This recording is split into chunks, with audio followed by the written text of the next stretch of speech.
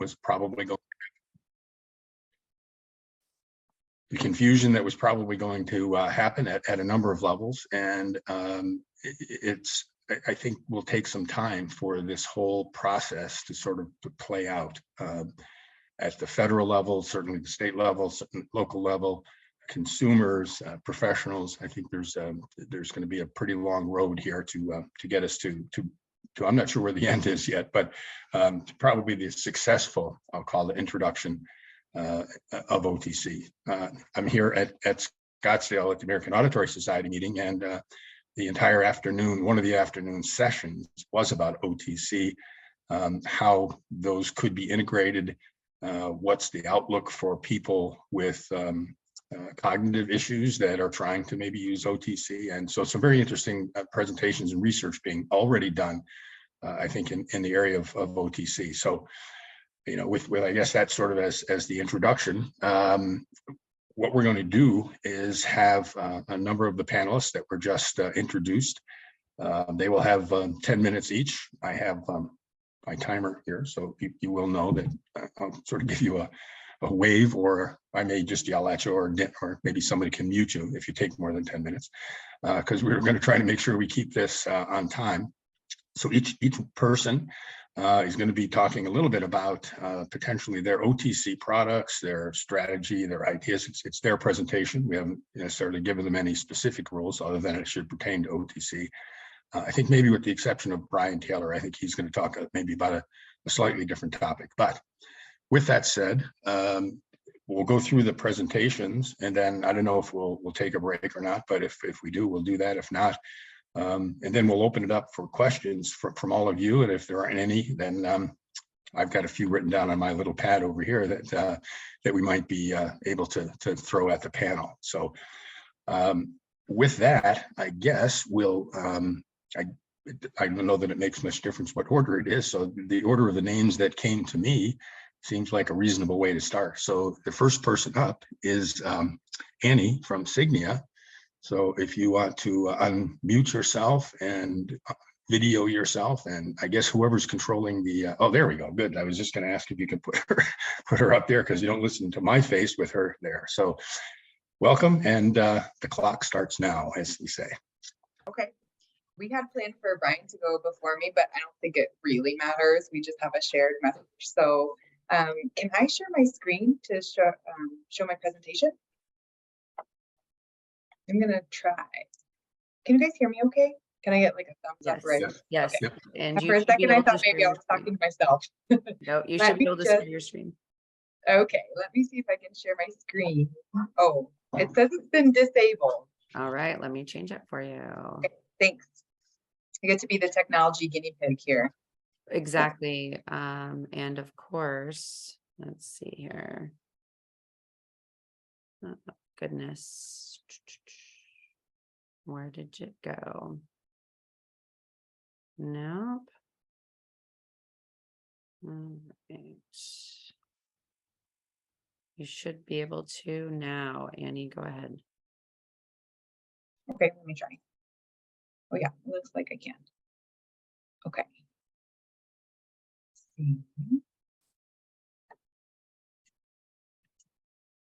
Okay, can you see my screen? Yes. Okay, great. So I'm Annie, obviously. I'm a clinical audiologist by background, and at WSA, I work on the OTC team. I'm the senior manager of customer experience. So that means that I helped build and grow the product support team for Sony OTC products, and work closely with Sony on a daily basis to maintain that quality of support for people who buy our products. I wanted to very quickly touch on the partnership about what we have with Sony. It's unique to our OTC approach that we have a specific partnership with a consumer electronics company. This was done super intentionally. Sony knew they couldn't be successful in this industry without a hearing aid and hearing industry expert. And we knew that we would benefit from being in partnership with a consumer electronics expert. So something that we're really proud of is that with our Sony products, WSA is able to offer these products to hearing care professionals to have in their clinics and sell to patients. And we really want hearing care professionals involved in this, right? Like Tom mentioned, this is a growing space. We're still learning.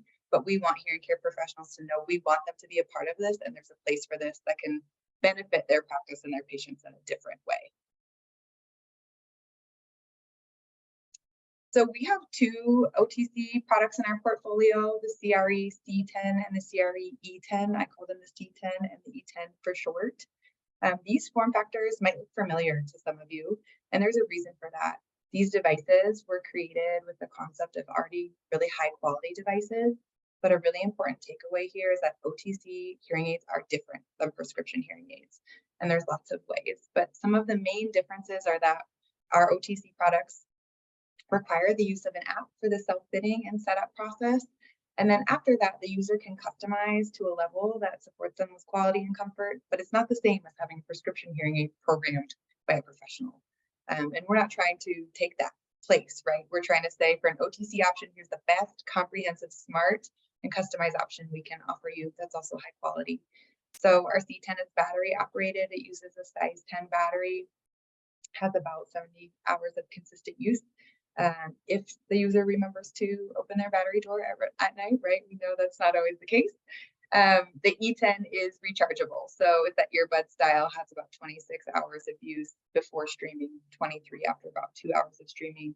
And that case is a travel case. So once the case is charged, it offers 2 to 3 full charges of the devices on the go. Both of our devices can be set up whole self-fitting process, customization, hearing aid focus process with Android and iOS. And then the E10 can stream audio and media for iOS products. So we've been in this new market for a couple of months now, and I thought it might be interesting to share some of our learning so far from a Sony OTC perspective. The big takeaway here is that we are attracting a younger demographic of people sooner. And that's really important because there is a massive fear of cannibalization, right? And what we're seeing is that's not happening. We're seeing that we have a different type of consumer, not just in age and hearing journey, the point at which they enter their hearing journey, although there's some key findings, but other things too, right? They're more tech savvy. They have some different needs. They want to have a different journey than our prescription wearers. And we're also working on finding what is that blend, right, between the independent journey and where the HCP or the hearing care professional can have value in this as well. What we've noticed so far is that what usually drives someone to purchase our products is the brand. Of course, the Sony brand has a powerful name of trusted electronics and high quality devices, but it's also the style. People want a different style. It's not the same as a prescription hearing aid where everybody wants a RIC. People want something that looks different and cool and discreet. And also that it's comfortable and reliable.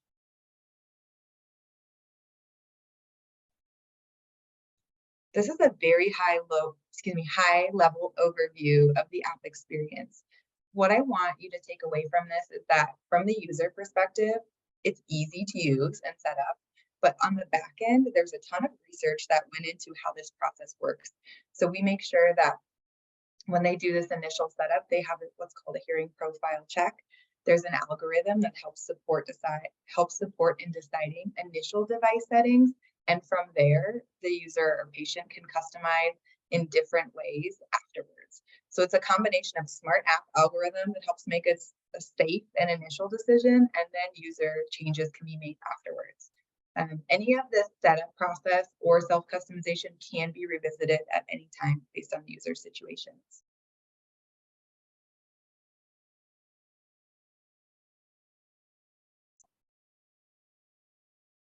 Something that I mentioned a little bit in the beginning is that we want hearing care professionals not just to have high quality and safe OTC products in their hands, but then know what to do with them, right? So something that Tom mentioned, this is new. People might think, okay, the fear of us becoming obsolete or OTC taking over, that's not there. That's good, right? That was never our goal with Sony and WSA to take the place of a professional. Instead, what we want is the professional to figure out how they can capitalize and use these products to grow their business, attract new people who are younger, create leads, and then also with those leads have an opportunity where we know that an OTC product is not going to serve even the person who wants OTC today. This might not serve them in a couple of years, right? Their hearing could change, their needs for features or desires for higher touch point or care could change. And so it's about establishing that relationship so they know that patient when that patient needs something different, like a prescription hearing aid. So part of what we offer with Sony OTC hearing aids is not just the product, but also support about what are the resources that you need to be successful with sales positioning, conversations, when do you talk about it and with who, and if you need some specific resources that go with those conversations, we've developed those as well. The last part that I want to touch on that I'm really proud of in our Sony and WSA partnership is our product support line that helps users or patients who have these products. So this support, customer support, is available for anybody who purchases this product, no matter where they purchase it from. So if a hearing care professional sold this product, but they felt like they didn't have the time in their clinic to troubleshoot OTC or set up OTC or provide that high touch level of care, we want providers to know that we have that in our product support line. So the goal of this, right, was to be an independent journey, but we also know that even in an independent journey, there could be sticky points or points where they need some extra advice about how to be successful. So we first built this extensive online support site, which is public to anyone. Any provider could leverage these videos or this extensive FAQ about our products. And then we have two-tiered live support. So when someone calls in, we help them to the level that they need. If they just need help pairing and then they're done, great. If they want someone to sit with them from the unboxing all the way to the customization, which doesn't take long if you have the right guide, about 10 minutes or so, we'll help them and we'll sit with them through that process. So one of the benefits in this two-tiered process is that anybody who purchases a Sony hearing aid automatically has unlimited, thanks for the warning, Tom, automatically has unlimited access to audiology care. Now, to be clear, we're not providing telehealth, but we are providing recommendations and counseling so people can be successful with these devices if this is the journey that they've decided is best for them. Okay, I did it. I made it in under 10 minutes.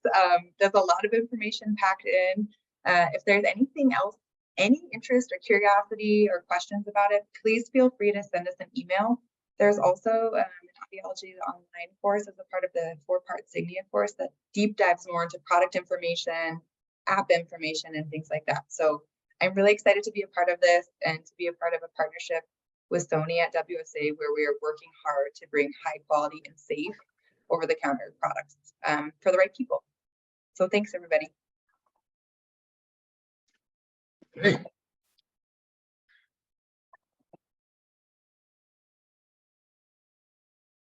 All righty, we did it. Thanks. And I think the other thing is we'll hold questions, keep them, write them down.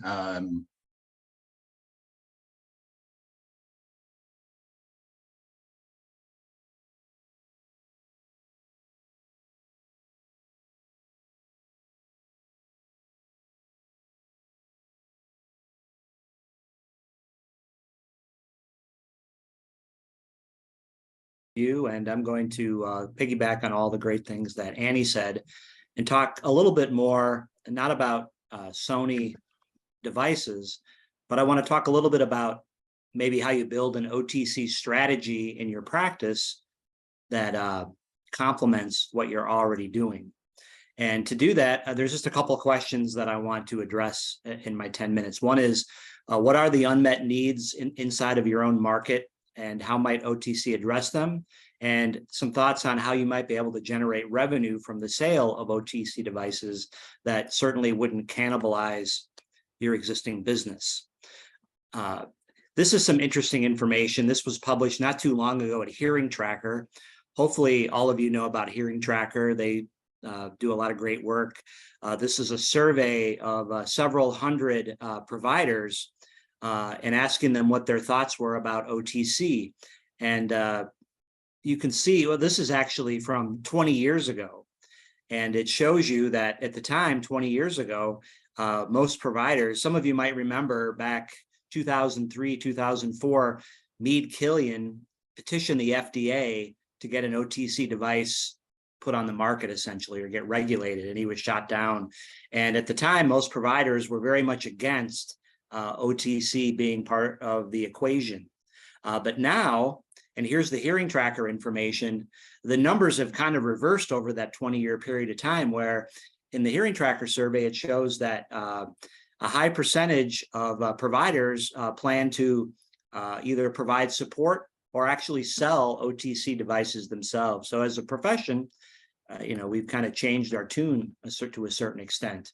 I thought it'd also be helpful just to kind of give you a glimpse of the hearing device landscape.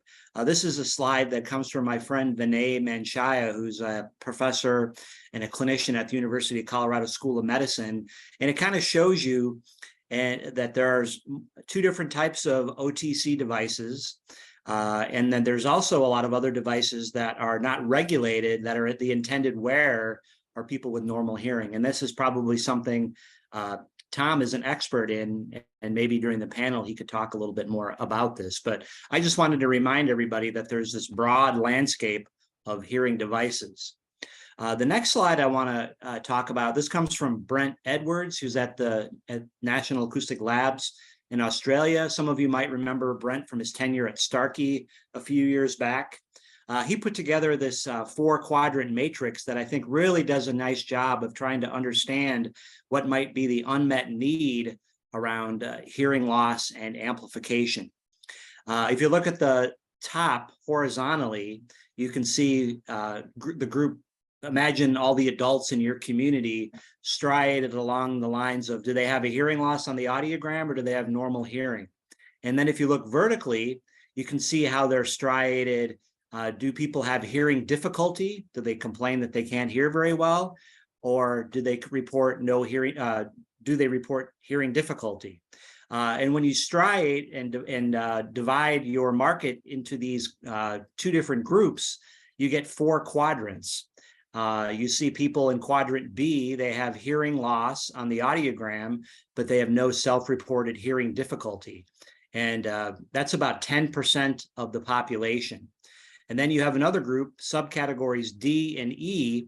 Those are typically the people that know that we exist as a profession, and 3% of the entire population are hearing aid owners, and 2% are non-owners. And so some ways to look at this as you begin to strategize are people in quadrant B, those people that have that have no self-reported hearing difficulty, but have hearing loss on the audiogram. You might think of those people as maybe being apathetic or unaware that they have a problem, and they may gravitate towards OTC. They might find that to be something they want to dabble with from the comforts of home, and they don't want to see a professional, at least out of the gate. And the other group that might gravitate towards OTC would be subcategory or quadrant E. Those are people that have rejected traditional professionally driven care. They may have come into your office and for whatever reason, price, they don't want it for whatever reason, they rejected traditional hearing aids. And so category E might be another good place to think about people that need help but don't want to see a professional. It could be another unmet need. You could also look at category or quadrant C. Those are people that have normal audiograms, but they have self-reported hearing difficulty, and that's about 12 to 15% of the population. And maybe OTC isn't something from them that they would be interested in. Brent Edwards talks about the fact that that group in C might be good candidates for a lot of devices that really aren't on the market yet, that we might consider a hearable, a sort of a multitasking device that does more than just amplify in situations. Anyway, that matrix is a great way to, I think, understand the unmet needs inside of your market. Let's just turn very quickly now to unbundled revenue streams and some ways that you might be able to generate revenue by adding OTC to your portfolio of services. I think rule number 1 around this is you really have to be aware of the importance of best practices. It's a great way to differentiate yourself from any direct-to-consumer devices. So I would encourage everybody to practice utilizing evidence-based best practices. But anyways, around unbundled revenue models, I think there's some things where you could generate a fee for service around testing, around evaluating somebody to see if they're a candidate for a prescription or an OTC device. You might be able to give them some guidelines around what OTC device would be the best. That's pre-purchase opportunities.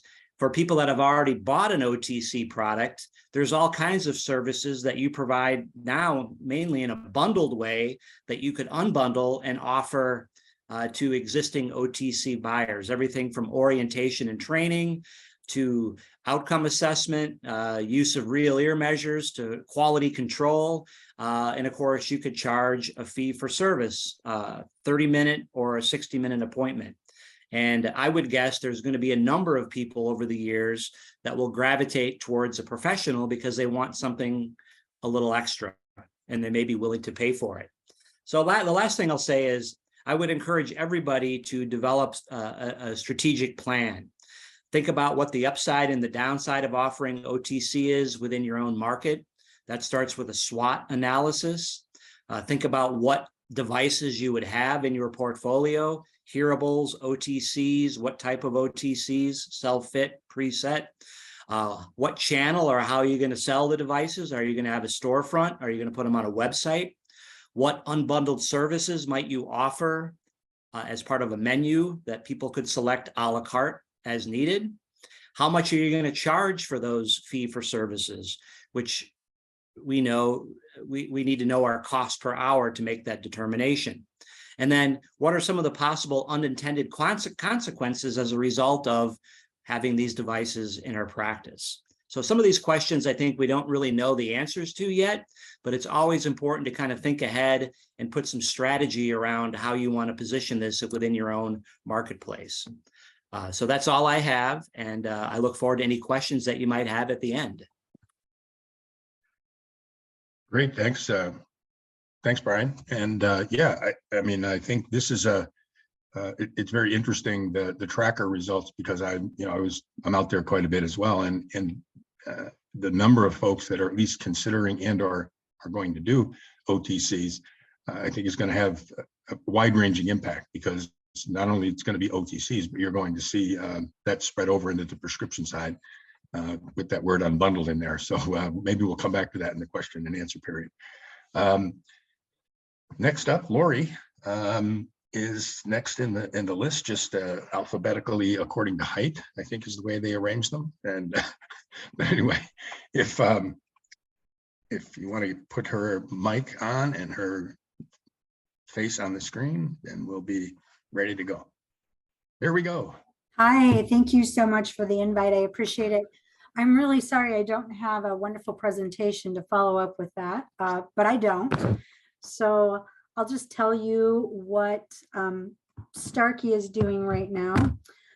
Yes, we do have an OTC product. Our OTC product will never be in a big box store. We have designed it so that our hearing professionals can fit it if they like, or to have it in their office.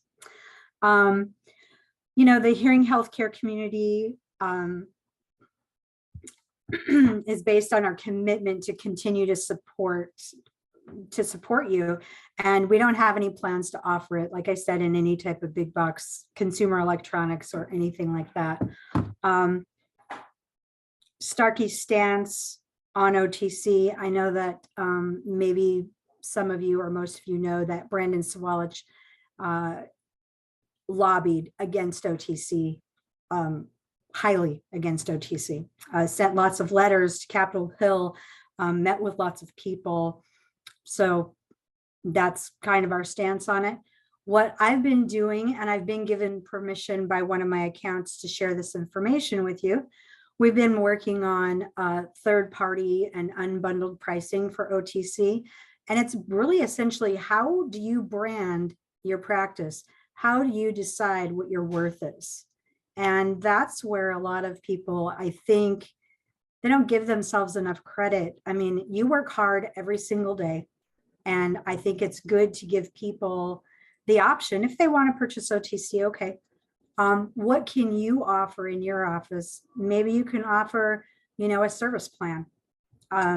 That's what Elizabeth Miller's group of people are doing. She's unbundled her pricing. She has an a la carte menu. It's actually working very nicely because people come into her office and they see, you know, how she's branded her offices and how she's decided what her worth is. And actually it works very, very well. Her pricing is listed, it's framed and it's listed in her lobbies, most of the lobbies. And people can just go in there and they can see it for themselves and they can add it up. They know the dollars and the cents and they know what works for them. And, you know, when Elizabeth explains to a patient what the difference is between her pricing and what they get with OTC products, more often than not, I haven't been into one of her locations that sold an OTC product that I'm aware of yet, because they're usually able just to use that pricing sheet that she has. And the customers, the consumers, they know what their options are. And I feel like it's very informative. And I think it's a good way to go. And that's what we've been doing. I share that with my other accounts. That's what we do. The OTC product we have is only available to dispensers in their offices that fit Starkey products. So we do have something available. And that's pretty much it. The OTC product itself is not my favorite, but connects to some iPhones, some Androids, and I can't tell you a lot about it because I'm not trained to use it, but apparently all the instructions are on the box. That's it. Unmute myself. Okay, great. Thank you. Great. Can pause my countdown here.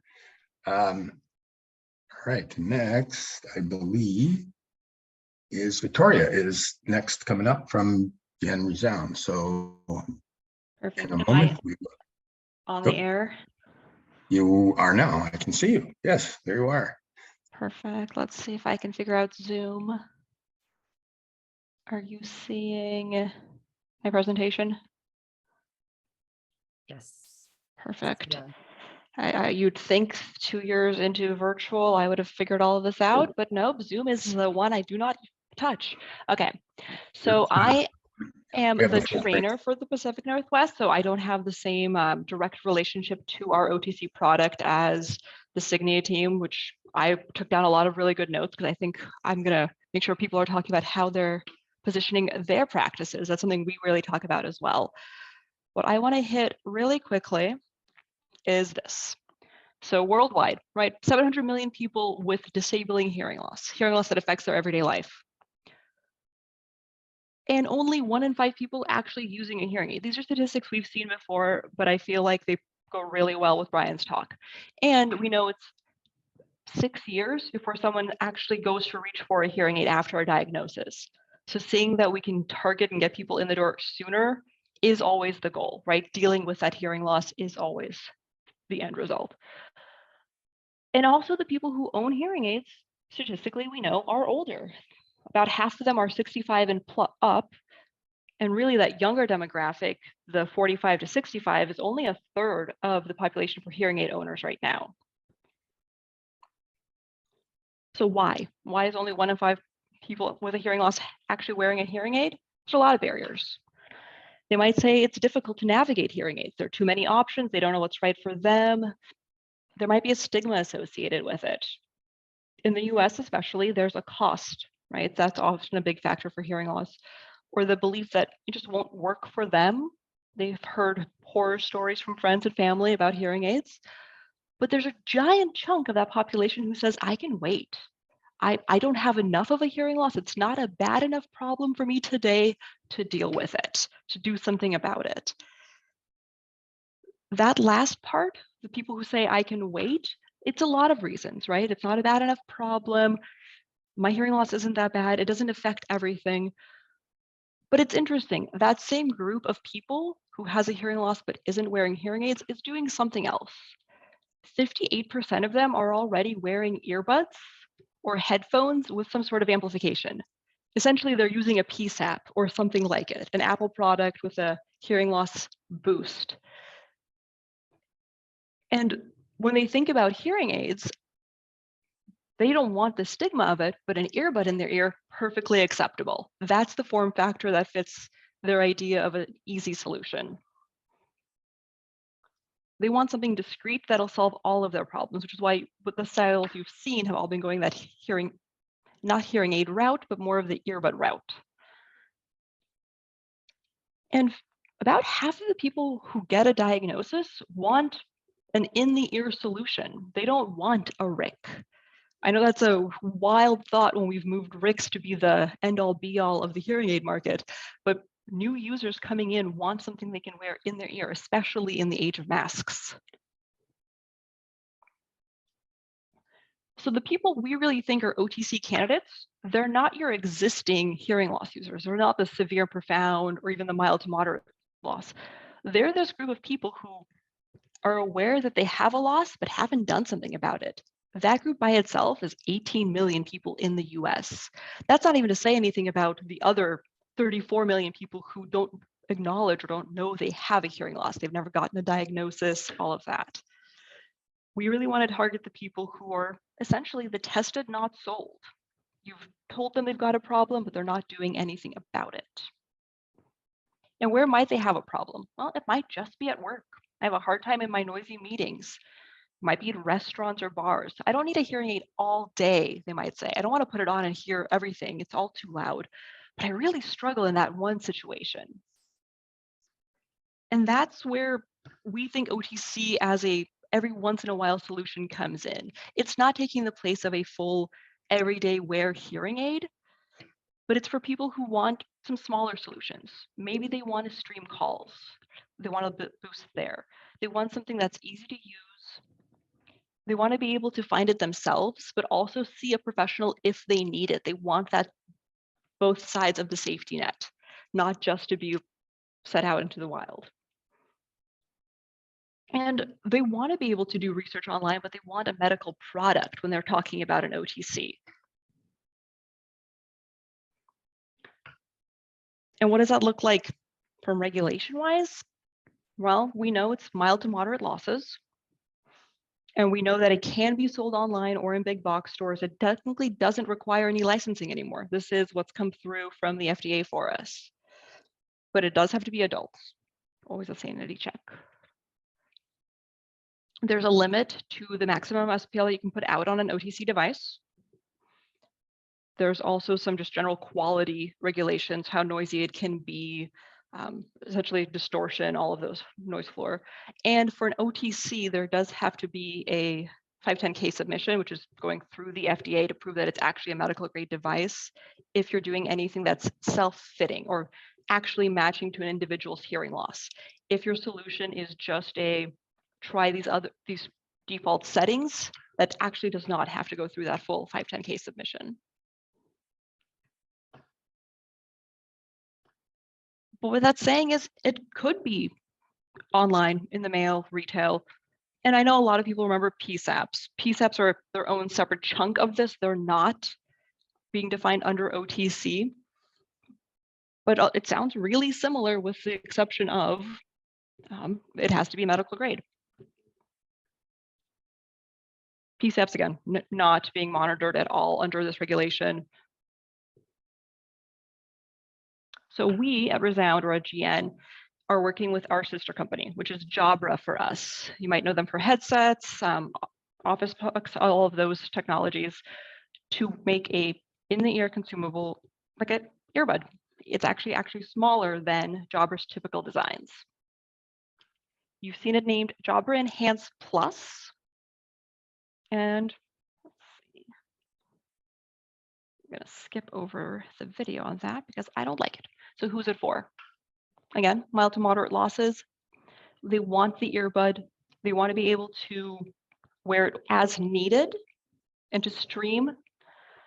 It's compatible with currently iPhones, iPhone 6 or newer, and iPhone 11 or newer can do fully hands-free with this product.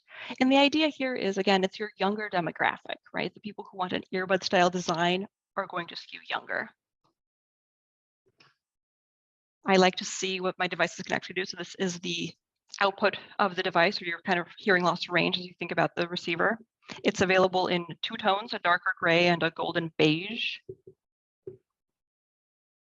And it's relying on hearing aid technology. It's our warp compressor that's in our hearing aids, that's in this Jobber product, noise reduction, a binaural beamformer for those noisier situations to get your best possible SNR. And there's feedback suppression in here. I've said it a couple times, but this is not designed to replace an all-day device. This is 12 hours of use on a full charge. And really that idea is you use it as needed. You might pop them in for a meeting, you might take them out afterwards, you might wear them to do a phone call. They do have a travel case with them that holds an additional 3 chargers. You can get 35 hours total with just charging the case and the devices. They're IP52, so they're not going to be the fully waterproof, but they are water and dust resistant. And the entire setup is done in the app. So the box looks something like this. They purchased this from you. It comes with the devices, the case, some ear gels or domes, charging cable, all of that, and a user manual. They download the app, very similar to the Signia display actually. Download the app, input their age, gender, because that's important to a hearing test. And then it is Beckish audiometry. Touch the screen when you hear a beep, let go when you don't. Puts in a hearing test for them. And then after that, they have a little bit of control over more bass, more mid, or more treble. And then they have a volume slider, as well as the ability to essentially switch directional modes. They can go from an omni mode to a focus mode, or they can leave it in adaptive and let the devices choose for themselves. Our thought process on this is they've purchased this from you. Anything you want to do extra, you can add, but realistically, this is their device. They can follow up with support as needed. They can order replacement ear gels themselves. The warranty is all on that patient. You don't have to be there to hold their hand, but you can if you want to add that unbundled approach. And we're working with our partners by having Jobber certified centers. So there are locations that we can go on the Jobber website right now and find people in my area who sell this product, who stock it, making it easy for them to find it in person and still have that connection to an audiologist, make sure it's the right recommendation for them. We actually launched this before OTC existed, so this launched under self-fitting and then has transitioned into our OTC product. And I think I am at time. Yeah, you have 6 seconds. Perfect. So there's your alarm. Okay, great. Thank you. Okay.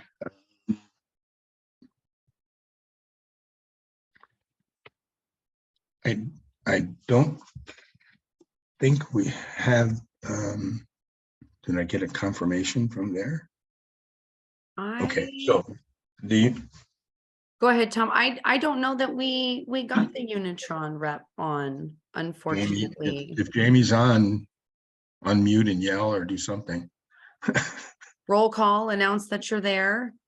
Yeah, okay. All right, so thank you all, speakers. Thank you all for putting this together and getting your materials ready, etc. You know, I've made a few notes along the way here in terms of things that we might come back and discuss, but I think I thought somebody sent me a note about taking a break. Did I see this there? Yeah, I think. Yes, let's take a quick, okay, great, Caitlin. So how long would you like that to be since you're proposing that? 5 minutes or so, and then jump back on and we can start doing some questions and answers for our specific presenters from the audience. Okay, great. So everybody gets a 5-minute break, and I will set my little timer so I know when I'm supposed to be back. Great.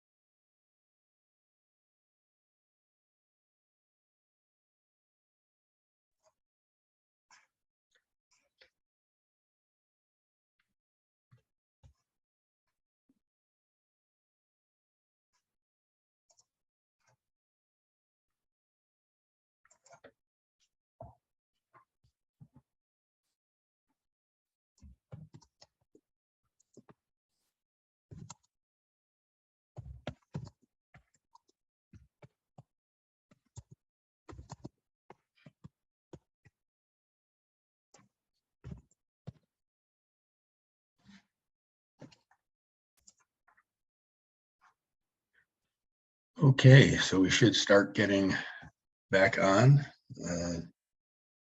Those that have.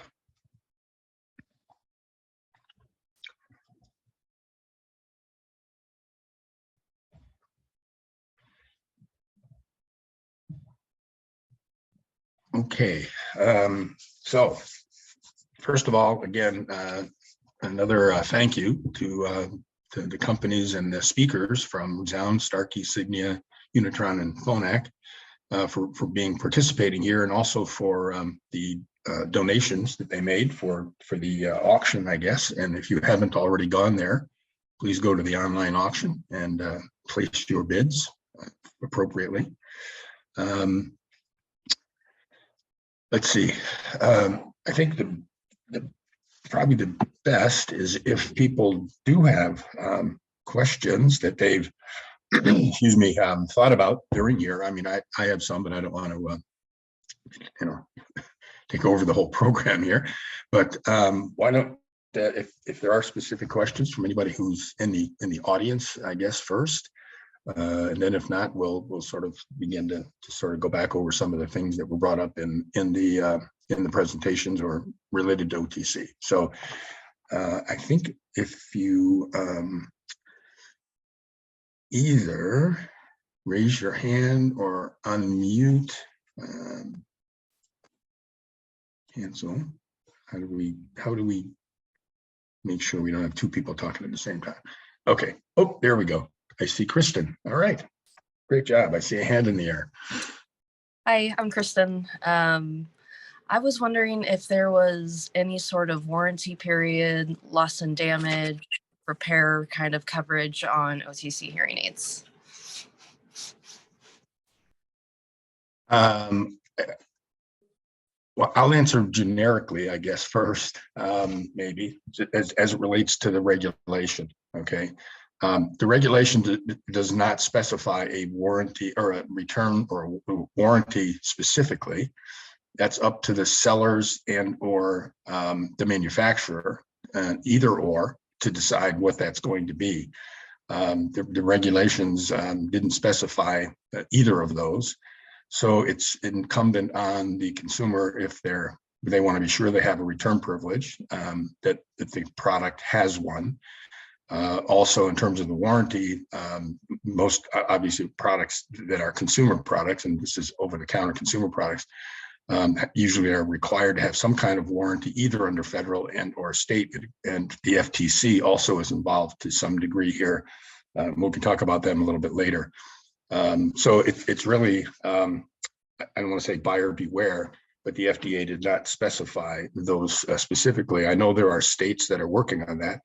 The other issue, of course, is for you all who are licensed dispensers and or licensed audiologists, once you declare yourself that you are one, which by putting your license up or your degree on the wall, you've now defined that you're going to provide whatever warranty / return privilege comes along with your license. Usually those things are part of your state license. So it flows through your license, or potentially it flows through the consumer products part of the state laws in your state. As opposed to if you go down the street and as an audiologist, open an OTC office and don't tell anybody that you're an audiologist, you don't have to offer any of that stuff because it's not required by the regulations.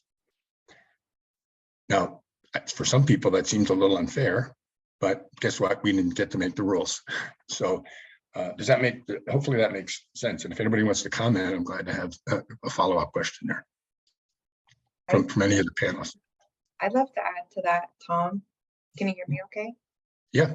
This is Annie.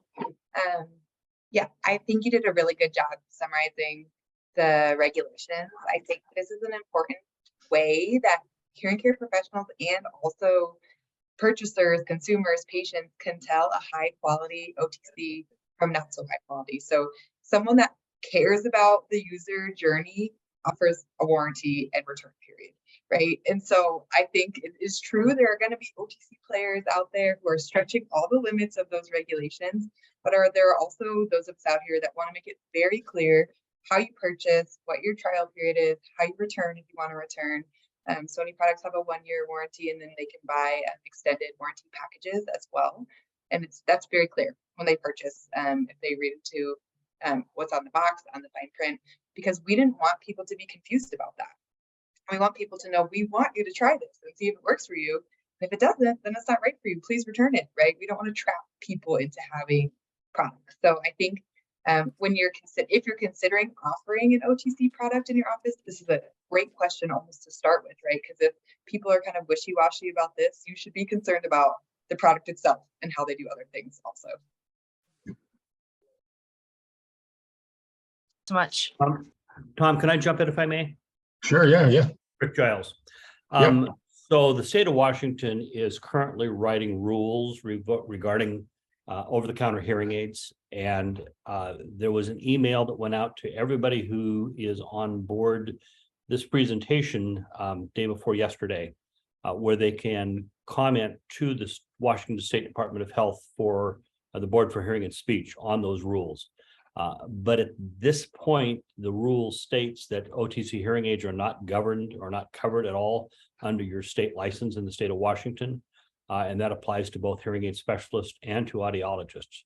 So there will not be anyone can sell it. The rule basically states that anyone can sell a hearing aid, an OTC hearing aid, and that OTC hearing aid is not governed by your state license in the state of Washington. Now, that does not necessarily apply to Oregon or Idaho. And those are the states we normally get participants in the Northwest Hearing Aid Summit from. So just to kind of clarify that.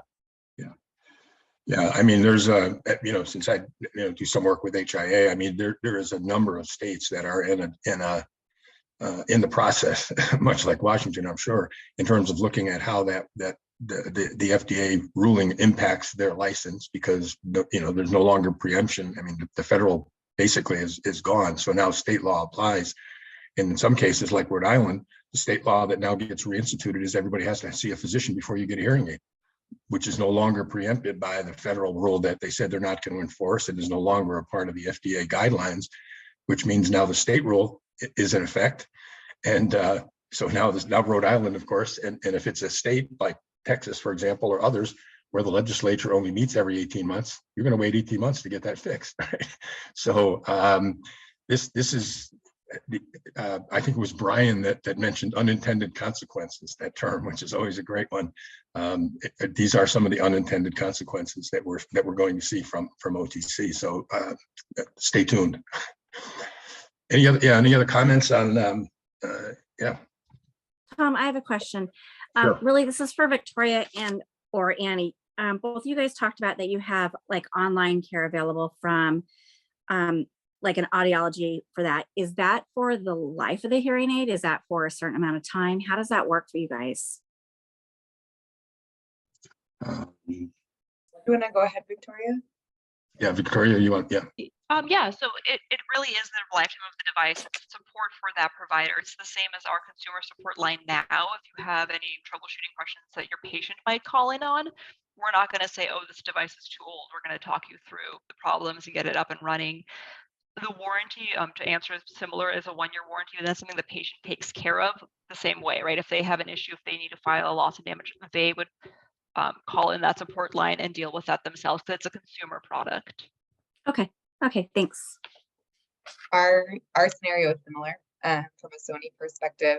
It's not like your care or support is limited to that 1-year warranty. We're always there as long as you have the product. Perfect, thanks. Gonna turn somebody away. Yeah. And then one difference, I guess, it sounds like, and Viktoriya, correct me if I misunderstood, but when it comes to repair, a person or a patient could go to Sony support directly or to the hearing care professional. But when it comes to like a return, they always go to the channel which they purchased. Same idea. They could also go through you if you want to do that extra step. I just like to make sure that kind of people know it's an OTC, right? It's an over-the-counter consumer product. We agree. Totally agree. The OTC route. Totally agree. Thanks. We want to save providers time where we can. Thanks. Okay. Any other questions still that anybody has? If you're I don't have the whole group up here, so there may be some hands that are hidden over here somewhere as I scroll through all the folks here. I don't see any other. There was Brian mentioned, I think, that slide from Manaya, which is a great slide that looks at the two categories of prescriptive and self-fit and OTCs as the three primary groups, I guess, within prescription and OTC hearing aids. And then the PSAPs and hearables that are on sort of the consumer side that are sort of not regulated, but really the PSAPs are to some degree, because there is a guidance document from the FDA related to PSAPs that was issued at the same time the OTC regulations were issued, because I think they felt they really needed to reissue those guidelines to make sure that everybody understood that PSAPs cannot be marketed for people with hearing loss, because it's not the intended use. And that's the key phrase with the FDA. It's not the intended use of those devices. The intended use is for people with normal hearing that want to do bird watching or hear better at the bridge club or something. But the intended use is not for that. And so there's been a number of those marketing ads that have been relayed onto the FDA and both to the FTC. I noticed there has been some action taken both by FTC, FDA, and I'm sure you're all aware that one of the state attorney generals has taken action in regards to false claims with Nano. So they're out there looking, and they will continue, I think, to look. And there was a joint meeting of the professional organizations, HIA, with the FDA about a week or so ago, to make them aware of some of the misinformation, et cetera, that's being promoted both in terms of online ads, et cetera. I did a thing for Audiology Online a little while ago, which was called OTC Misperceptions and Misinformation. And I think there's a lot of that out there. And I think we have to be very careful. For example, in an interview, an audiologist said that part of the FDA regulations issued by the FDA indicated that OTC devices must all be sold at the same price no matter where you buy them. Well, I went back and read that whole 200-page document. It doesn't say that anywhere. So if you are giving interviews and if you are talking to your local newspapers or you're talking to TV land, I think we need to be very careful that we understand what's in the law and what's not in the law, so that we don't make ourselves look silly. So I sent him a note, reminded him that it wasn't in there. But it's really, I think, an important aspect of it. And I think the whole concept of unbundling is going to have to make its way back in. When I started many years ago, and when I finished my PhD in private practice in Huntington, West Virginia, we were totally unbundled because that was before the change, the ASHA ethics rules. There was no AAA. That audiologists could dispense hearing aids and profit from the devices. You could only bill for testing, and you'd bill independently one price, whatever your acquisition price was for the device. So we had about a 20 or 30 line invoice with all the charges. And I think the pendulum is going to come back, because people who try an OTC and find one for $6.99 are going to wonder why that duct looks just like the same duct that now is $4,000. So I think that's a bridge we're going to have to cross in the not too distant future. And so I think Brian's comment there about how you integrate these, I think, is really important, because I think we're going to need to. And you don't want to tell people you don't darken my door if you want one of those things. You know what I mean? You should welcome everybody in. So anyway, that's my little rant on that. So any other questions? Let's see here. One of the I mentioned the guidance document for PSAPs. The FTC is another organization that I think we will hear from in the not too distant future in regards to OTCs. They of course, they held a workshop when this was all starting way back when. And I think their primary focus really is on, of course, deceptive advertising and from our interstate marketing, et cetera, commerce. But they were the ones that issued the eyeglass contact rule years ago. And that when you go get your eyes tested, you must get the prescription before you can start, discussing where you're going to buy stuff. And now you can take that and go to 1-800-CONTACTS or whatever and buy them. So we could begin to see some ruling similar to the eyeglass contact rule. Maybe it's going to be called the hearing aid and OTC rule, but I wouldn't rule out something coming from the FTC, Federal Trade Commission. Sorry if anybody doesn't remember, FTC is the Federal Trade Commission. And they just did issue a guidance document that I think will probably become rule, talking about advertising and claims primarily related to things in supplements and how you can describe them and how the accuracy of those descriptions and how people are described. And what was fascinating is one of the 30 examples in that document was audiologists, that you shouldn't just call yourself Dr. Powers, you should call yourself Dr. Powers audiologist or Thomas A. Powers, PhD audiologist, but you shouldn't, and they're going to come after people who try to portray themselves as physicians when they use the title doctor. And I thought it was pretty fascinating that they used audiology as one of the examples in that document. So if any of you are interested, you can go to the FTC site and find that. And if you can't, I'm happy to provide it for you. But so there's lots of other folks that are looking into what's going on here. Let's see here. I have a question. Yeah.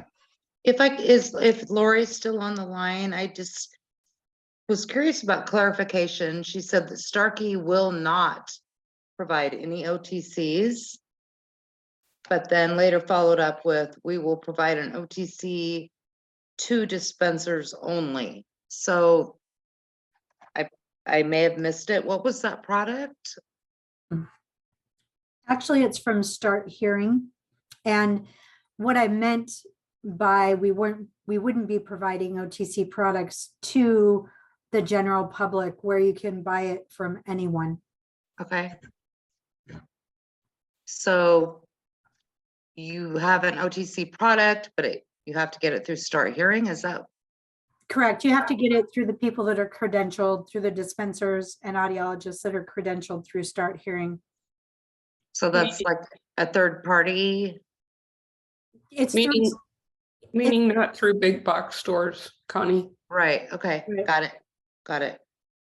Yeah, we're a provider for Start Hearing, so I was just wanting to clarify. Okay. Right. Thank you.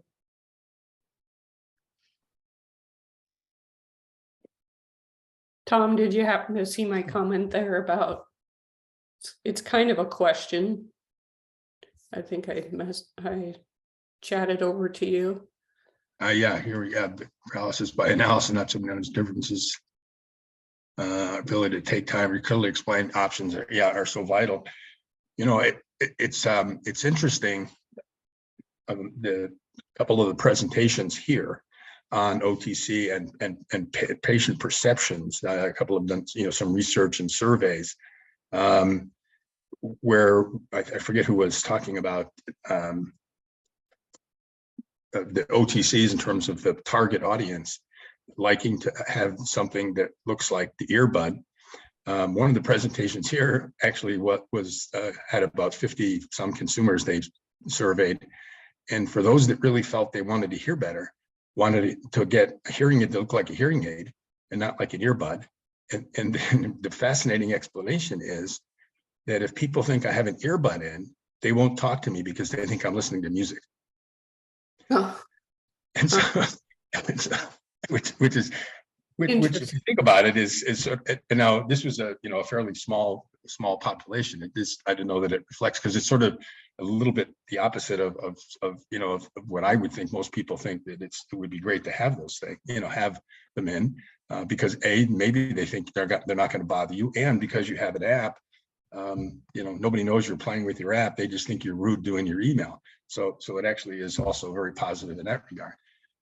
But it's kind of fascinating, depending on how you survey and how you ask the questions of consumers, we see we have almost two separate groups. And I think that also is in Brent Edwards, which was, I think in the early seminars issue that we did on market track back in 2020. But it's a very distinct group, and understanding them, I think, is going to take a little bit of time in terms of who really are the targets, I think, for this. I think we have, obviously, as Brian pointed out, those people who maybe don't think they have enough hearing loss to wear something, and they're situational wearers at the dinner meeting and so forth. I think those are the people that are going to be coming in to ask the questions about what are these things about, and to be transparent, and talk about what OTC is and what it isn't. I think it is really an important part of what our job is to, as hearing professionals, to try and get them the right answers and have them, come in and maybe get a test. And maybe that's, again, talking about the revenue stream. I think we will start to see that people are going to have to pay for some services. Right. Are Yep. any of the, like, these focus groups or surveys and stuff, what's happening with, like, the consumer's interest or their desire to have, like, access to programming software themselves and things like that? I kind of think about, like, if these are people who want OTC, then do they also want just to be able to do it all on their own? I have that all the time. Yeah. Yeah. Yeah. Viktoriya, your hand is up. I think you want to. It is. She's eager to say something. I was actually going to say that your comment about earbuds and streaming music is what I keep hearing with rechargeable customs. Everyone's like, I don't want them in black. People will think I'm ignoring them and listening to my music. So I think even if it's not OTC, we're already having that battle. Yeah, exactly. And I think, we did a fair amount of questioning about this in the latest market track that we just published in seminars. And by the way, that seminars edition is open access. So if you go to seminars and hearing, the issue that was published last November 2022, which was market track 2022, we went away from the Super Bowl naming 1, 2, 3, 4, 5, 8, 10. So now we're going to do it based on the year that the survey is done. So market track 2022, HIA paid the money to make that open access. So all of those articles, if you go there, you can download any of the PDFs, and in there, it is talking about who wants to do some of those things and how comfortable they are. And about half of the people are not really that comfortable, doing a lot of the activities, the programming. They seem to be okay, maybe doing some troubleshooting and maybe cleaning it. But one of the other presentations here surveyed a lot of people on, hundreds, about OTCs, and 80% of them, if they had the choice, would prefer to go see a professional. And that's also in the 65 to 70% what we saw in market track, this past market track, when they asked, would you go OTC if you now have the option? A lot of them still said they might buy the device, but they still would like to seek a professional opinion. I think Annie's got her hand up. I can see came in my little thing on the bottom here. I was just going to add some anecdotal experience from these customers we talked to on the Sony product support line.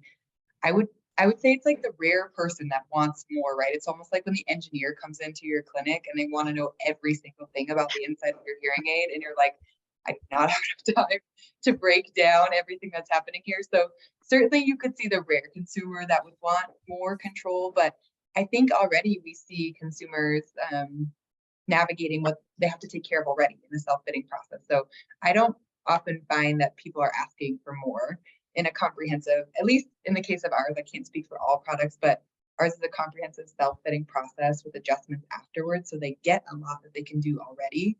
And to them, especially if they're a new user, that does feel like programming the hearing aid. So they don't even have anything to compare it to. No one yet has asked me for no link, so that's good. Can I ask you a question, Annie, a little selfishly? And I'll like disclosure hours. Tom mentioned prescription. We don't display the audiogram and it's not accessible through the test. It's not like a one-to-one and you can't input an audiogram into our test. They have to test in the app. Is it the same in the Sony product? Yes. Okay. Yep, it's the same. It's also it's functionally, it's based off of audiometric testing, but of course it's an air conduction test only. We know that, right? But it is threshold seeking, and the app makes decisions for the hearing aids based on that hearing check with the devices in their ears, similar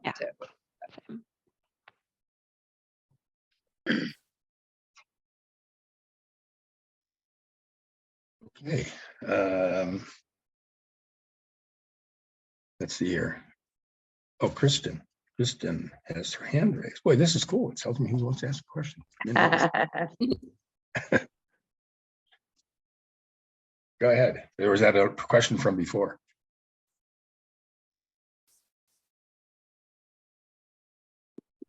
I guess let me see if there's anything else in the chat here. People. No. Let me see if I. Can y'all hear me? Yep. Now we can. Okay. Great, thanks. I was wondering if there was any sort of maintenance with OTC hearing aids, whether it be, cleanings, changing wax filters, brushing mics, any sort of maintenance that may be required with OTC? I mean, they're hearing aids, so they're going to, depending, I guess, on each one might be a little bit different, but certainly the normal sorts of cleaning, making sure it's not plugged up with wax because they go in your ear, and so those are the normal things. But beyond that, I don't know that there's anything specific. But I'll let the company's representatives that are here, because I don't work there anymore. So yeah, I would want to know: do they use the same components as the hearing aids? I can start. So for us, the only replaceable part is the ear gel. Think about like your AirPod Pros, you're going to take that dome off and that's replaceable, but there's no wax guard that's replaceable and there's no microphone filter that's replaceable. I'd probably still give the same general recommendations. If you've got a little hearing aid brush somewhere, give it to them if they want to brush off the mics, wipe off that ear gel, and you can wipe down the case as well, just an alcohol wipe, but there's not anything wax guard wise to replace. Our we call it a click sleeve or ear tip has a built-in wax guard. So when they change the ear tip, they also changing the wax guard. They do also have an internal wax guard that we actually don't instruct people to use. We're still figuring out the best way to make that user-friendly, right? Because that's something we usually learn in clinics. So when we talk about our products, there's a ton of information about how to change the click sleeve and when and why. But it's also something we talk about with providers, that this is a differentiator. If you wanted to offer an unbundled service package with the Sony products, you could offer like a cleaning, right?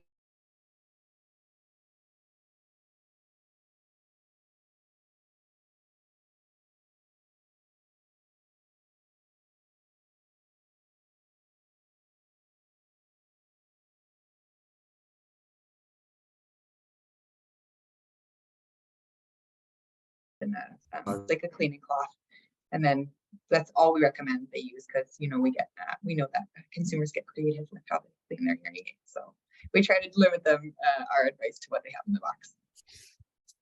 Don't sterilize it in a microwave, right? Yeah. Right. Yeah, exactly. We've all seen those. They're it's amazing. But anyway, let's see here. Some of the other, I think we've pretty, yeah, let me see if somebody else has a. Connie had a question. Oh, yeah, okay. Connie, wait, unmute, hon. All right, so the products coming from the manufacturers that are OTCs, are they the standard wax guards, domes, the same as what we would be selling over the counter as prescription? I'm assuming that. No, so they're custom to that product. They're not the ones you'd use for your hearing aids. So if you've got Resound domes, they're not going to fit the OTC. Oh, okay. So with OTC, they're sent. Okay. So if I sold some out of my office, I I might want to have a few of the guards and the wax guards domes available to them. Yeah, you can stock domes. They can also buy domes directly, that if they want replacement ones, either of those is an option. I'll let Annie answer. Yeah, it's a similar scenario. So our case is a little bit different in that our products are built after similar form factors. Now our products are best, they work best with the Sony click sleeves. You could technically put a silk click sleeve on there, but we don't recommend it. And the main reason why is that we want users and consumers to understand this is a different type of product. We want to set the precedent that they should be paying for replacements, right? You shouldn't be handing them domes. So they can for those online or they can stock them. But we want to teach them this is what you get with OTC, right? You need to buy your own batteries, you need to buy your own domes. It doesn't come in this big bundled package where your provider does everything for you. So it's an adjustment for providers, but also teaching them like we want to respect your time and your money shouldn't be spent giving stuff away on a more consumer electronic device, right? Okay. We want to divide. We want to make a divide here. Okay, thank you. Yeah, you're welcome. Yeah, I think that's an important, distinction is that, that they are different form factors, and some of them. I mean, some look like hearing aids too, I guess, but there are some that are different form factors, and so you are going to have different domes, and the whole pricing model, delivery service, etc., should be different. And I think, again, it goes back to a number of the speakers said this, and I think Brian in his sort of more business related talk is we need to really differentiate them, because I think that's what generates the misinformation and just bad information that gets out, is to try and maybe paint these as not as good as prescription is probably. I mean, I don't want to say it's okay, but they're different devices and they have different intended use. And so, and so I think we have to make sure that we're being transparent and honest with patients about what they are, and don't give them the idea that these are prescription devices and treat them that way. Would that be the same as the receivers on the RICs? Potentially. I mean, I don't know I'm trying to think of who, like some of the Lexi stuff that probably was, brick-like, probably using very similar receivers. I mean, there's only two companies that make receivers in the hearing aid industry. And so, they're going to probably be very similar. However, how they're packaged in those devices, I think, as Annie and Viktoriya have said, I mean, the domes, the actual connection, I guess if Google had a pod that was like an Apple pod, I don't think you could interchange those two. Those two companies would make sure that those two things, weren't interchangeable, because that's part of their product portfolio and part of their identity, if you will. And so,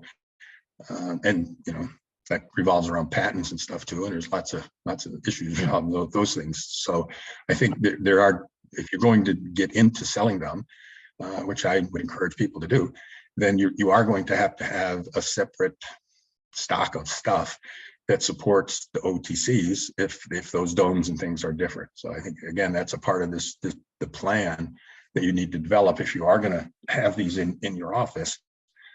How is all that going to be done, and where are they going to be housed? And you don't want to have them mixed in, because now all of a sudden you got domes and tips and stuff that don't fit, and you give the wrong one to somebody, and it's it's a nightmare. So.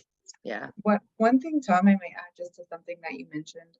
I think it's really important, if providers are going to be successful with OTC, that we stop pinning OTC against prescription hearing aids. Yeah. Because if you think about it, the product difference, the journey experience, it's not the same. So you really are targeting a different individual.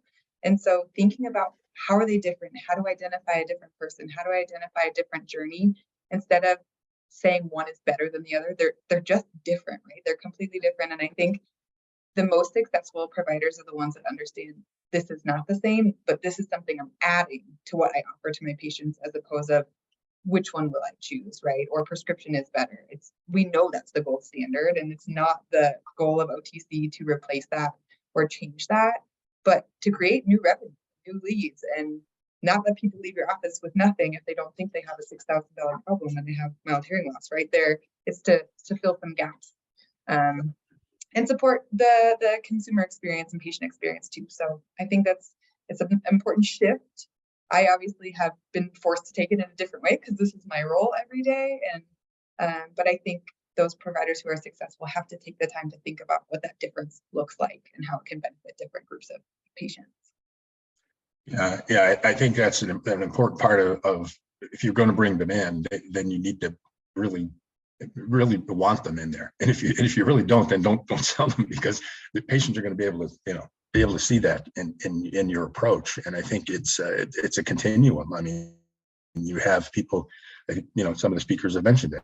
And I mean, that are situational wares. You have meetings, you have dinners when your grandkids come. And I mean, you can pick a whole series of situations where I don't hear well enough, but I hear well enough all other times that I don't need that thing, kind of approach. And those are different kinds of users. And I think that's a part of what we really have to try to differentiate these products. And the name itself, I mean, they're over the counter. They're not prescription. I mean, you can go buy Tylenol, but you can't, there are other prescription things. You can't get heart medicines, you just can't walk in and get statins or anything else. So it's however you want to use the analogies to do that. I think it's very important that we put these in their, I don't want to say proper place, but it's part of the continuum. It's the entry. And I hate the reader eyeglass thing. So please don't anybody bring that up, because then I'm going to get on my soapbox. So because vision and hearing are two totally different things. And that's what these are, is because I had my cataracts done and have a lens that I see really well far away, but I can't see crap up close. So, I don't have up close and far away hearing aids, so that it doesn't work. So don't go there, please. Especially in interviews, because then it makes people think that that any of these devices are just all cheater stuff, and that's just not the case. So whoever was going to bring that up, not to do it. So anyway, sorry for my little rant. We won't. Bree, you. Any other? Yeah, there's somebody in the chat. I think. Yep. Bree has her hand raised. Okay.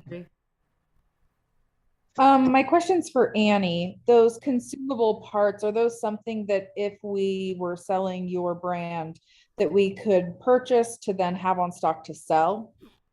Yep. You could do that. If you don't want to deal with it, you could direct them to the Sony website. So you have two options. I'm just thinking, if it's somebody that's like paying for services, then usually they just want to come to one place, have it there, not have to be redirected somewhere else. So I just didn't know if that's something that you guys do, is sell those to have in stock. Yeah. Okay. Thank you. You're welcome.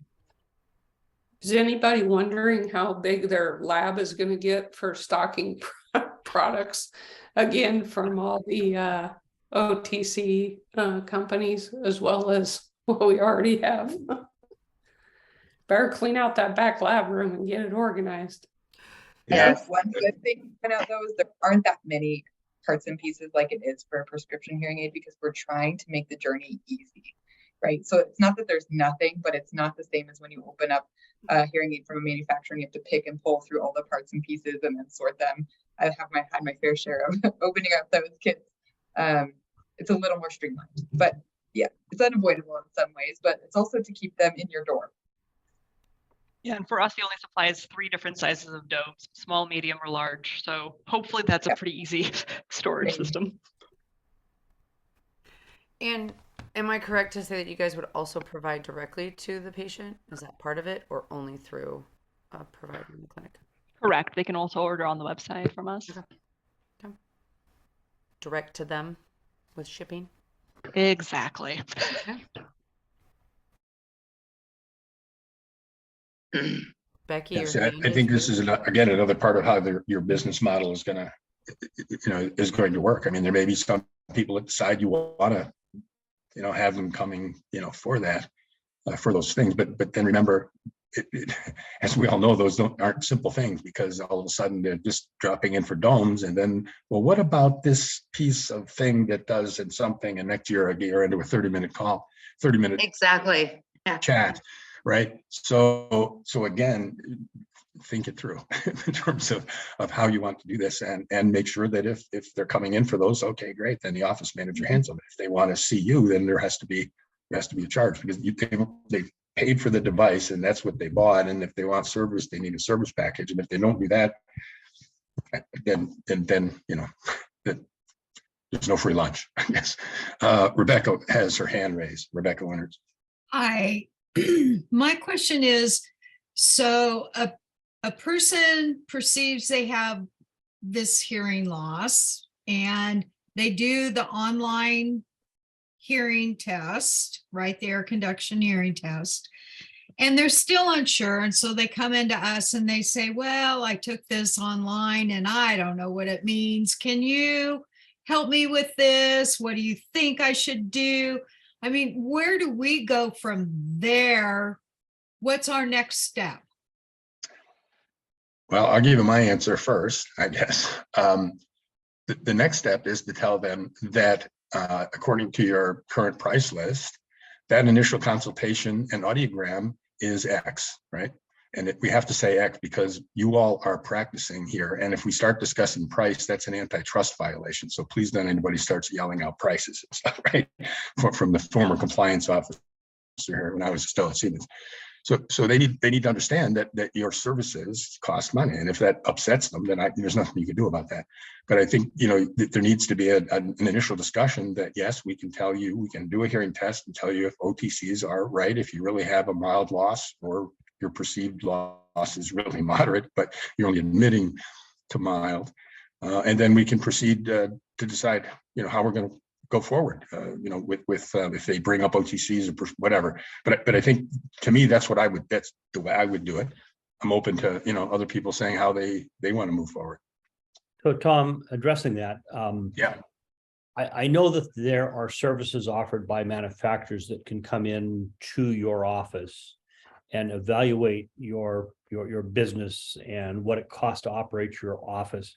I'm wondering if our current manufacturers that are on the call today, or maybe some of the ones that are not, have that service where they can come in and say, your office operates at $100 an hour. And if you're charging $75 an hour, you might as well shut your doors because eventually you're going to go bankrupt. Yeah, it's something everybody should know, but I think a lot of people don't, and I'm sure you've been in talks where people ask that question, and not everybody in the room can spit out an answer very quickly.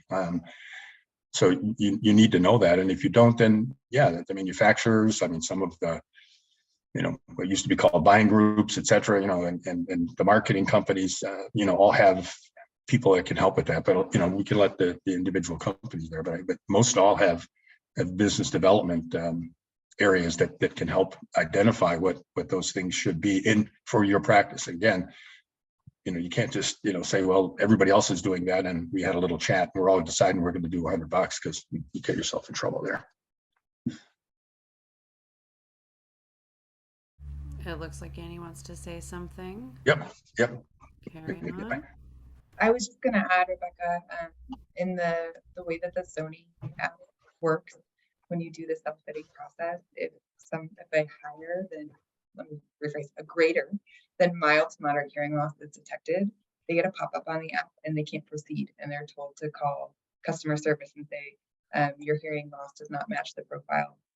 It doesn't specifically say in the pop-up, these aren't right for you. We have live conversation about that. That's a great example of when they would get escalated to our tier 2 audiology support.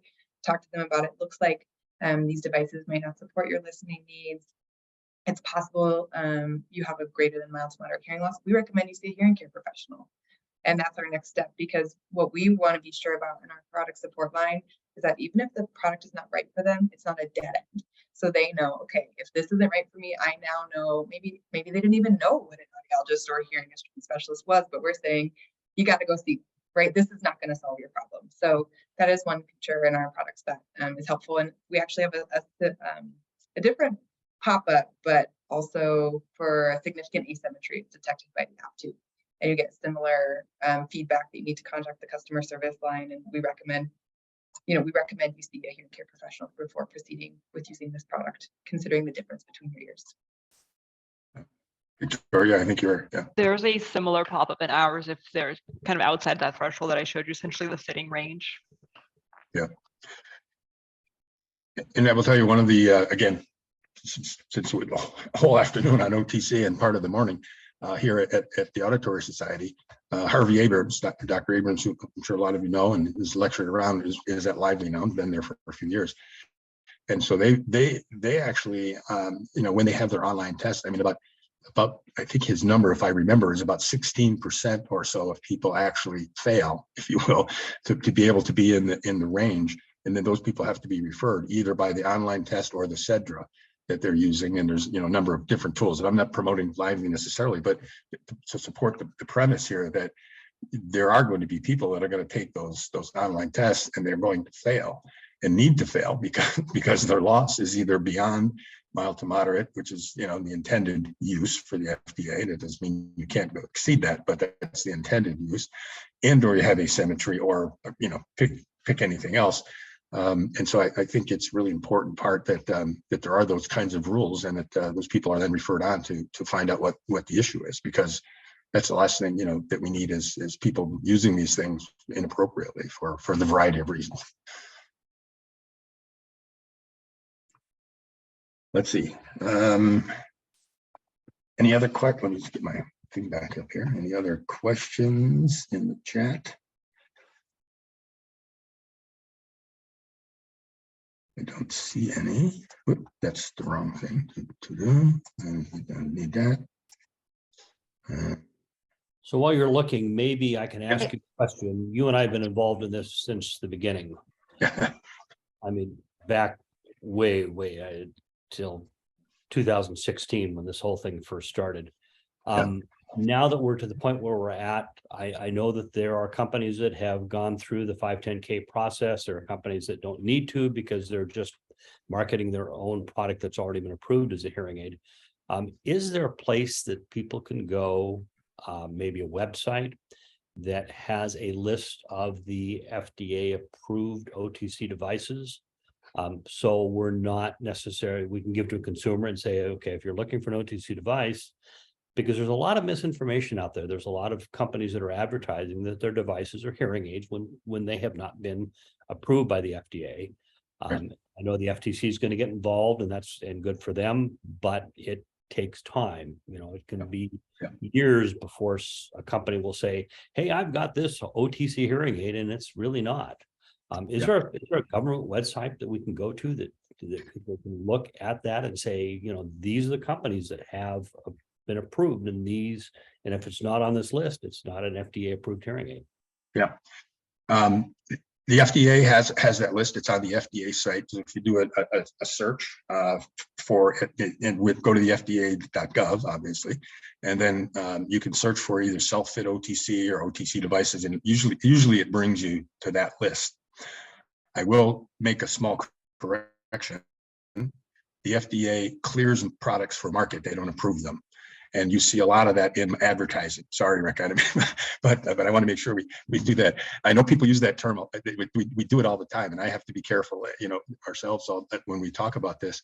But and you see that's one of the main things the FDA was very, very concerned about in the meeting we had a week ago. Is we showed them websites and advertising with an FDA logo with approved in it on these some of these bad actors. Websites, and that kind of upset them a little bit. I know, Sharon, who's head of the FDA, was not happy. So I think there is a list out there. Also, the other place you can find it is on Hearing Tracker. Hearing Tracker has a list of those devices. It also has the codes. There are about 6 or 7 codes for different OTC devices, whether they're self-fit, OTC. And even within those two categories, there are some devices that can only be sold online and can't be sold in retail stores because of the way they've set up the regulations. So it gets a little complicated. if you can't find it, you know, I'm happy that you can send me an email. I have a couple of slides in a presentation that I've done, and I can find it. But if you go to the FDA site, you should be able to find the list. You can also find a list of all the registered manufacturers that also exists on the FDA site. It's a little more confusing because you may have people listed there as manufacturers who are actually making the devices and register as medical device establishments, but sell their devices under a different name or to companies here, and then are being resold. So especially companies from China that are producing devices that come here end up being whistle tone hearing aids. I can just make that up. I don't think that's a real company, but sold as devices here.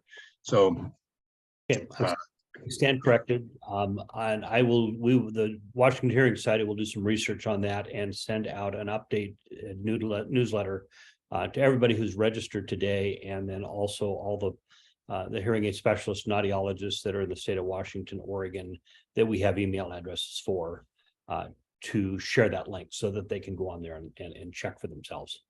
yeah, Thank you. yeah. So yeah, it's out there, and you know, there's obviously some bad actors, and I think when I say we're, the professional organizations, HLAA, are all collaborating to try and make sure that if these devices are going to be available to the patients that we see, or any patient really, and buying it online as well, but that these are devices that have been cleared by the FDA. Again, if it's a preset, you don't need a 510K, but you do need to be registered with the FDA as a medical device, either distributor and or manufacturer. So they need to be registered. If you're selling self-fit, then yes, you need to do a 510K. One other thing I will point out, which came up in my little research for my misperception article, I had a colleague who said somebody brought an OTC product into their clinic, and they were concerned because they had sort of read the regulation, and it didn't have all the appropriate labeling and warning stuff that was in the FDA regulation document. Should they report this manufacturer? And my response to them was, well, you didn't really read the whole document, because if you were an existing company that was on the market before October 17th, when the law went into effect, you were granted a 180-day extension to continue to sell those products with the existing packaging, materials, etc., owner's manuals, and give you time to redo them for the current FDA guidelines. If you weren't on the market then your manuals, product, etc., packaging needs to conform to the new information that's in the FDA document. So you may see people still coming in, and even some of the devices, if you have a store near you that's selling them, a Best Buy, CVS, and all these places, where you're going to see, I'll call it old packaging and manuals, and they have to be done by in March, I think would give 6 months. So after that, everybody has to comply with that part of the regulation. So we need to not be overly concerned if you see them that don't have all the the appropriate language that's in the back of that document. Because it's a lot of stuff. Okay, we need a keyword or two, or maybe even three. So the keyword for CEUs is going to be called self-fit OTC. Self-fit OTC. Is that cute enough? Yeah. Yeah, so for those of you that need, should we text this? Should we chat this over to Kaylin? Do you want them, or Rebecca, for tracking? Be able to go to a co-host or host. You're probably already sending it directly to me. yeah, somebody's probably, yeah. I just made it up, so however it has to get to everybody, I'll let somebody else do that part. But very appropriate. Yes, self-fit OTC is the code, so that we know you were here. And don't divulge that outside of this Zoom. Sorry. It's too late. Only here in our chat anyway, guys. Yeah. Wonderful. I have a question. Sure. So I hired a fellow 30 years ago, salesman who'd been in the field at that time for probably 30 years before then. And he used to be in the farm states, and he and his brother would load the trunk up with fire extinguishers that they filled up that night at a motel. And they would arrive at a farm and find out that Mama has a hearing loss. And he said, well, I got just the thing. As he went out to his trunk and he pulled out a hearing aid and put it on Mama, and Mama could hear. And it was like a miracle. They gave her a package of batteries and back off down the driveway he went. There was no FDA at the time. There wasn't anything like that. And then a few years later, they go into town and they find out that Mama's got a problem inside of her ear that needed correction a couple of years ago. And it was never tested. When this OTC first came out, I was a little concerned about that because what are you going to do over a telephone? And so how many people have a hearing loss and it's not detected? Okay, for what's the cause? Tonight, it helped me because this isn't designed for that kind of thing. This is somebody who has, I have that problem when I get into a crowd of people. It would be nice to have a little extra help, but it's not meant for daily use or anything like that. It's just a little kick in the rear end if you need it. And I appreciate the efforts put out by the laboratories to separate the two. That takes a lot. That was a great balance that you put through on that. And then I appreciate all of the hands that have been involved in this. The plan is already in motion, and I'm really comfortable with it. I think it's a great thing. It's our little laboratory, Signia, and they have a thing that's called an active, and it's kind of like that. It's or when you need it, and it's nice because it's rechargeable. And there's a lot of people that like them. You know, it's really not meant for. It could be meant for good hearing and like stuff, but it's really meant for right when you need it. We need it. And Yeah. I'm good with that. And there's a good separation between it. So if they don't do well with that, I've got a plan for them. And I think that's really good. And but I do think that if somebody comes in and wants those, I'm going to run a hearing test on them anyway. Yeah, period. And I'm going to know what's causing the problem, and that's just good business. So anyway, I appreciate the whole thing. I'm not done, and we're not done yet. So, but that's all I have to say about that. Thanks, Gary. That was good.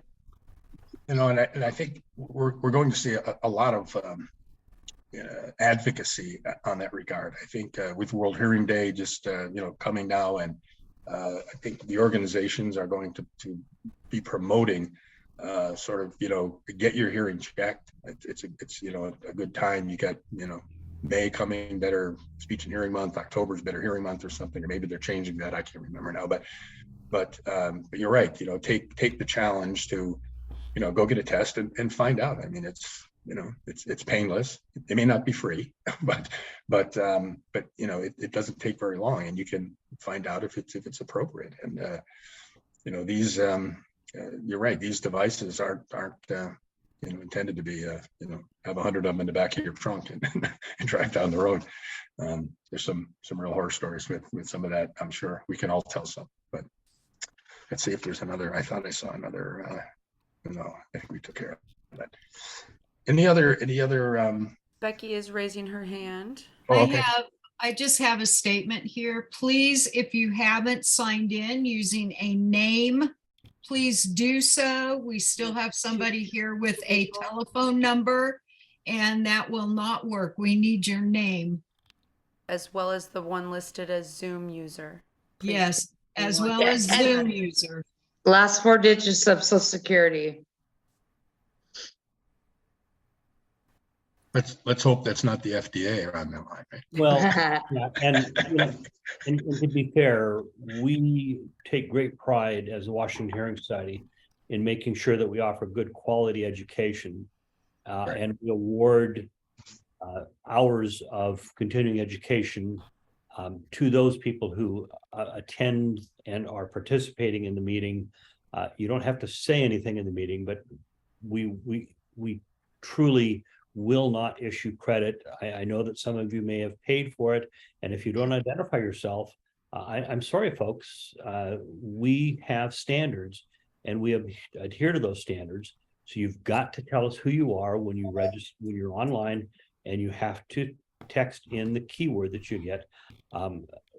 It's not like going to Hello. the meetings that we used to go to. Yeah, and- hi. Okay, it's not like the meetings we used to go to where you could check in the room, go out and have a beer in the bar, and then come back in the last minute and get your card stamped. You got to be here, you got to participate, or you won't get credit from the International Hearing Society. Thank you all. We do. We appreciate you all being here. And there is a separate link for the next 2 days. You would have gotten 2 links. The one for this evening was only for this evening and the roundtable event. There is another one that you can continue to hop on for whatever courses you are attending. There will be keywords for those as well. I did put forth the link to our auction. Please visit it constantly. It is open through March 7th. And we have donations from Phonak, Resound, Signia, Starkey, Unitron, as well as Westone. So we thank all of them for their donations. Special thanks to our panelists that came on today. So again, Annie, Brian, Laurie, and Viktoriya, thank you so much for joining us. Tom, you as well. Thank you very much for being the voice of this particular roundtable. I am new at this, and I hope I did not present as green as I am. And so again, thank you all for your time. I think we made it just about up to 8 o'clock. Yeah. Thank you for having us.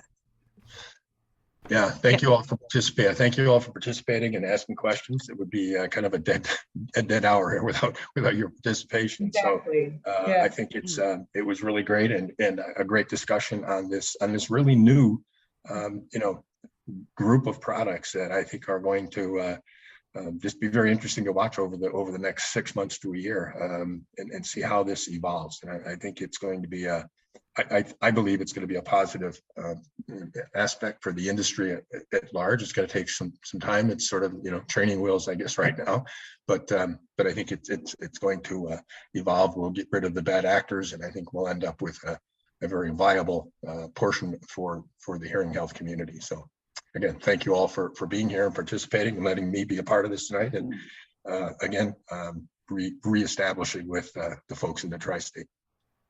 Thank you, Tom. Thank you. Thanks seeing you again. Thank you so much. you. Appreciate it. Thank you See very y'all much. tomorrow. Thank you. Don't Tomorrow. forget to chat your keyword phrase so I can record it. Thanks, before you everybody. leave. Do you need the last 4 of our socials? You certainly can. I sent it to you in chat. Excellent. It would have And my also- last name. Okay, perfect. It would have also been on our registration, I believe. It should have been on the registration, It's I on the think. registration forms. Yeah. Okay, yeah, Fill it out was your on there, registration so. forms. You're good. Send me the Okay. keyword, and we're good. And Okay, perfect. The person who owns telephone number 509 929-3741. We still don't know who you are, so you can send a reply to myself at rickg@washingtonhearing.org, and we will make sure that you get credit for the course. Thank you very much. Thank you, everyone. Looks Thank like that is you. Leo. Rick, Everybody have a nice evening. thank you, everyone. Thank you, tomorrow. everybody. I appreciate it. Thank you, Tom. Thank you. Thank you all. Bye. Have a great rest of your night. Guys. You as too. well.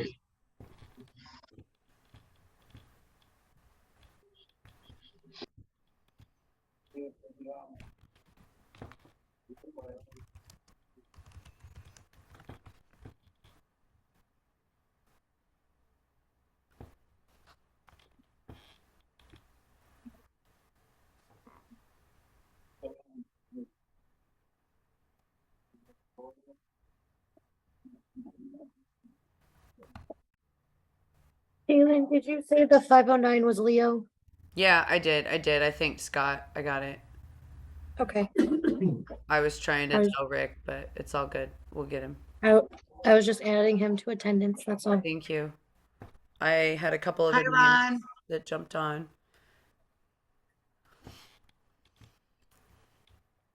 Caitlin, can you hear me? I can hear you loud and I clear. was hoping we I'm could. alive and well. Hi, Ron. I'm still kicking. Yay! How'd You're we do, awesome. Ron?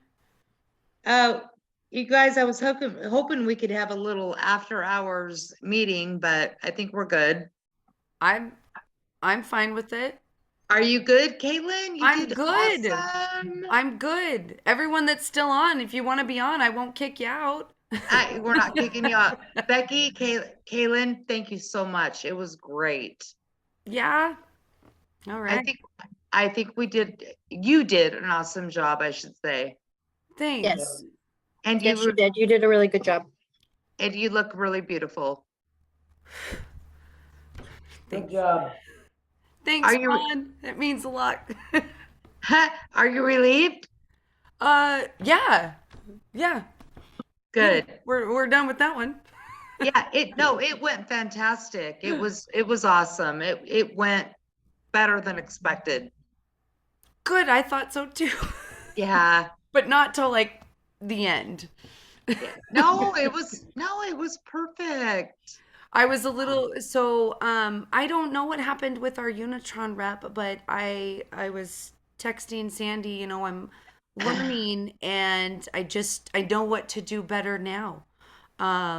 I don't think that was your fault with Unitron. It was not your fault. No, just having that contact and making sure, like Becky and I talked about, there's certain tasks to be done by certain people and we just didn't quite do it that way. And we've always had Sandy and Tammy and you. Well, you know what? It's okay. It turned out perfect. Thank you. It turned out. It couldn't have been more perfect. I We thought it went finished well. recording. Are we still recording? No.